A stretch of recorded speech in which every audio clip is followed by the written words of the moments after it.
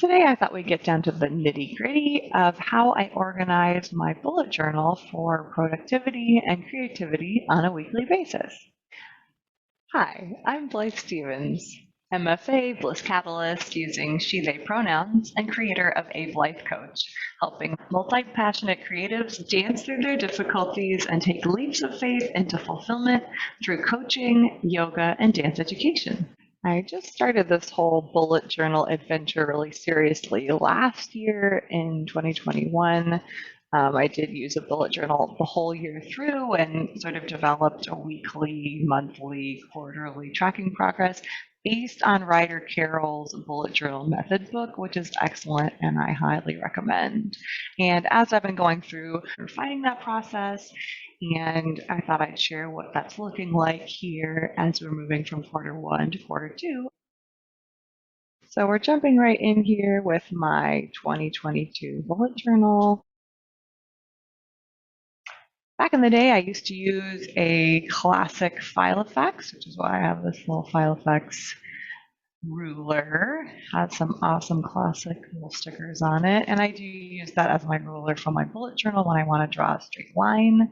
But I find that although it may be less efficient than organizing our time and priorities either electronically, I do have a Google Calendar as well, or in sort of pre-printed formatted calendars, that I really enjoy just a bit of creativity and fun and craftiness that's part of bullet journaling. So creating my own spreads, simple though they are, and really customizing my setup fully is a really fun, creative process in itself that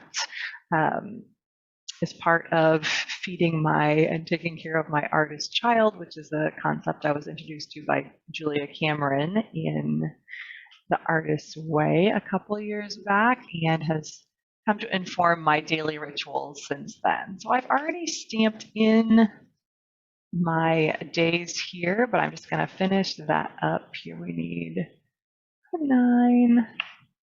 And I established at the beginning of the year what I wanted my weekly layout to look like starting out, and I got all fancy. I was drawing little frames for each day, and you'll see now when I put the lines in, I've simplified that. But this week, which actually we're currently in real time, we'll see when I can get this edited for. It's not going to be so current, but I thought I'd fill in this week since I'm just a little bit behind. And so that's going from the end of March into the beginning of April. So ending quarter 1, moving into quarter 2. And I'll stamp the date and the day of the week and which week it is. That's in German. Oh, and all the beginnings of the week. The day names are also the German version. So Tuesday is Dienstag and Thursday is Donnerstag and so forth. So that's week 13. I'm keeping track of what number of what week number it is, as well as the day.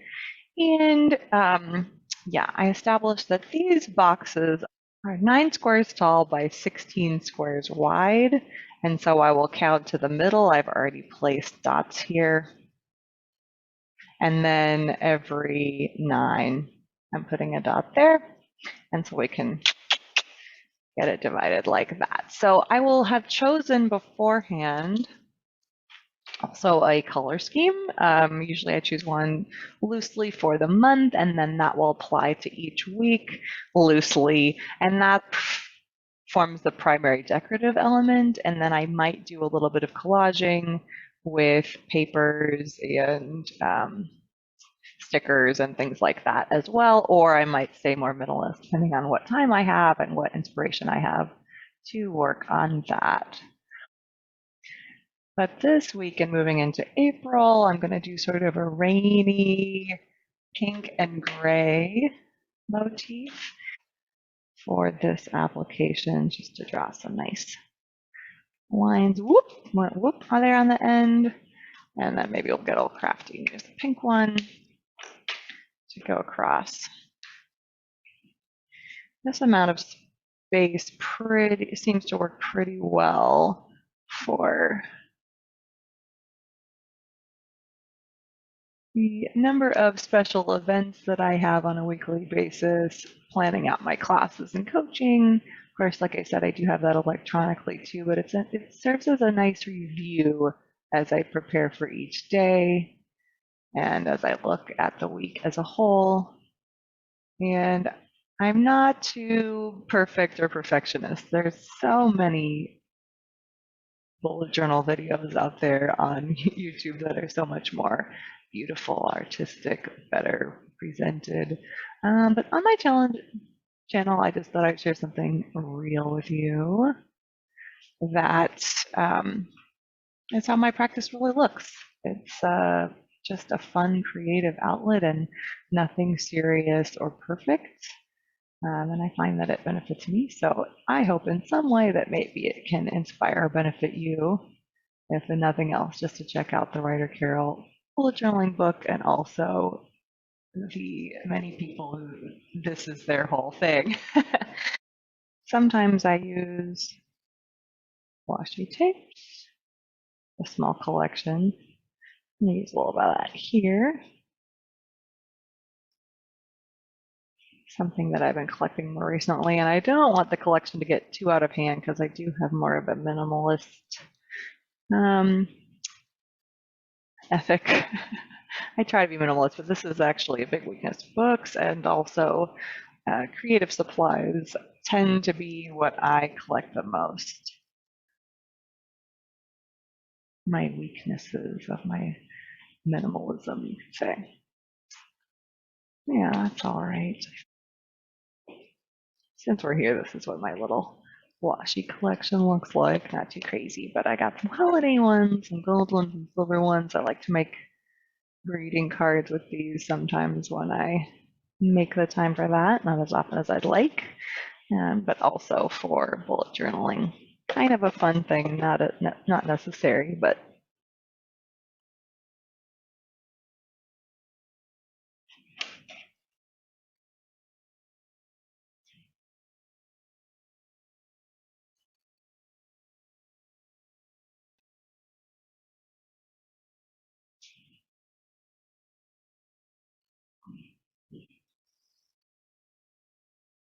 basic layout of my week. Then in this little extra sort of note square, that's where I usually put my tarot card of the week. If you've been hanging out with me, you'll know that I do like a crystal or two, some tarot action, and some esoteric things such as that. Primarily, I use those as tools for tapping into intuition and creativity, into the subconscious. Um, and so, yes, I'm looking at those things to help me unlock my inner wisdom and creativity and help my creative process. And so for this week, I've already drawn my tarot card of the week. And this is a new tarot deck, by the way, that I love, love, love. I got this while back at home at a crystal shop there. It's the Golden Art Nuveau Tarot. And yeah, it just jumped out at me, and the illustrations are super beautiful, and I'm really enjoying that. Playing with that, and it's kind of a nice little travel size deck too. And my tarot card of the week is the 10 of Wands. Does not look like a good time. A bit of a struggle this person is having. They're trying to do it all on their own, or yeah, awkwardly. Maybe not thinking that through. I don't know. So that's something that I'll usually pop into this box here. Are we going to be saying the top of my head during this a lot? Maybe.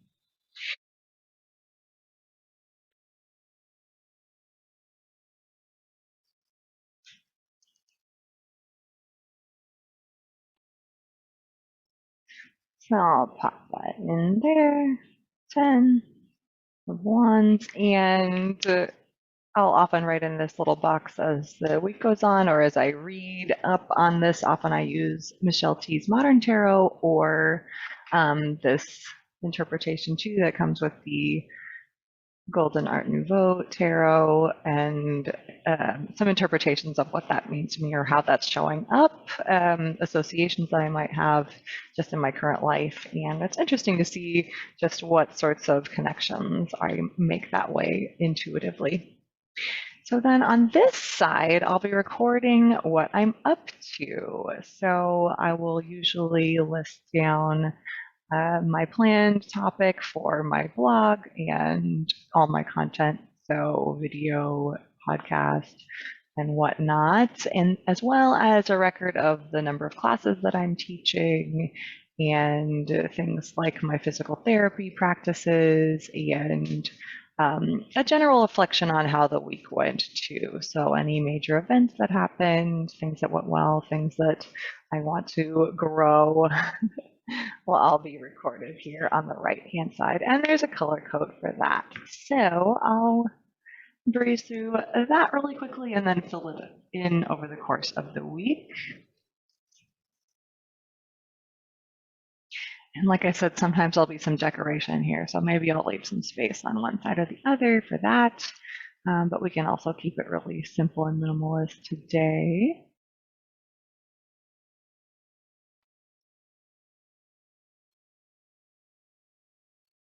So for this journal for this year, I've decided that email is green. It's a metallic green Prismacolor.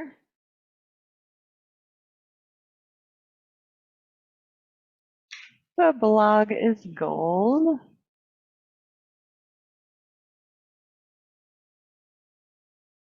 Oh, that's not so pretty.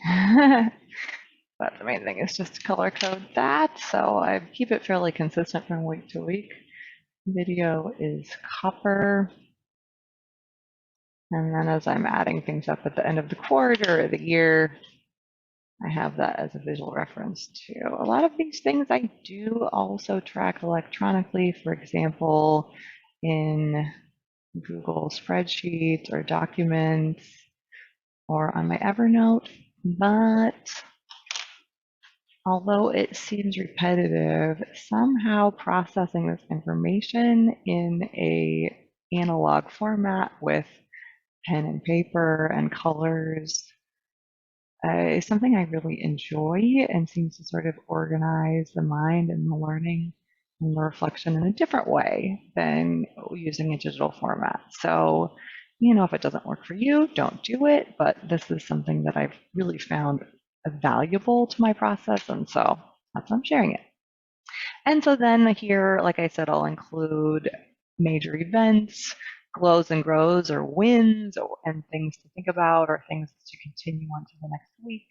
And then I'll fill in events, to-dos, major priorities in the days, classes, coaching, that sort of thing, in a bullet journal format. So I will either create a dot for a task, for example, or a circle for an event, or and then I'll either cross that off or indicate that it's going to move forward to a future week or month, or maybe not happen at all.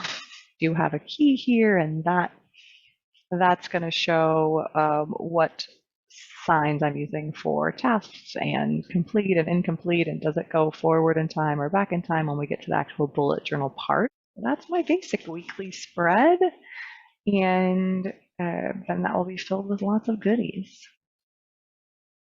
These cute little rain.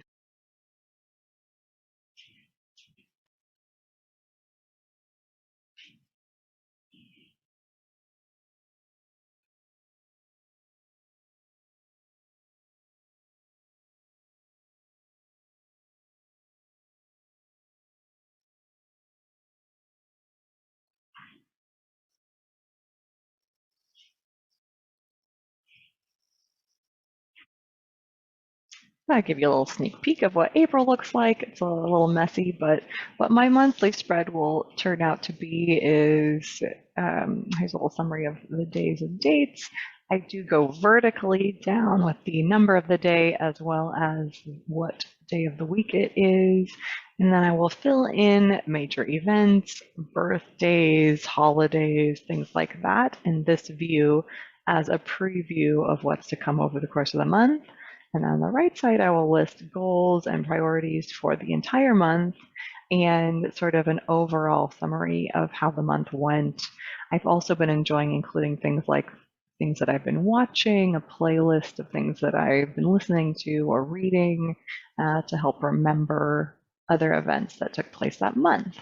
And then in order to plan this too, I will refer back to my future logs, which also include events, birthdays, holidays, and monthly themes.